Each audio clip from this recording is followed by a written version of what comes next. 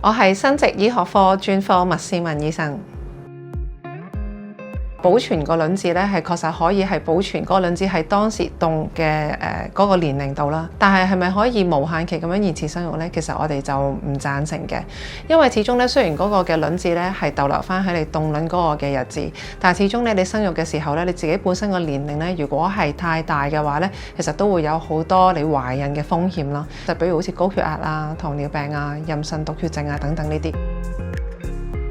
我哋嘅卵子嘅儲備咧，就只會隨住個年齡嘅增加，越嚟越少嘅啫。咁我哋每一個月咧，其實我哋就會排卵啦。我哋唔係一粒一粒咁排嘅喎，每一個月我哋可能都有一堆嘅卵子出嚟，即係得一個成為一個成熟嘅卵泡排咗卵，咁其他咧其實就會自然死亡㗎啦。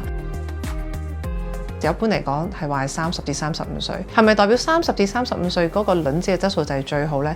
其實唔係咁解嘅。原因點解講30至35歲呢？係因為喺香港嚟講，你凍卵嘅話呢，其實佢只可以凍10年。咁如果你太早凍，其實你好快就會去到10年啦。咁你之後如果都仲未用嘅話呢，咁就要抌咗佢啦。咁但係如果你太遲去凍嘅話呢，咁又擔心個卵子質素唔好。咁所以點解一般嘅提議，如果凍卵嘅話係30至35歲就係咁解啦。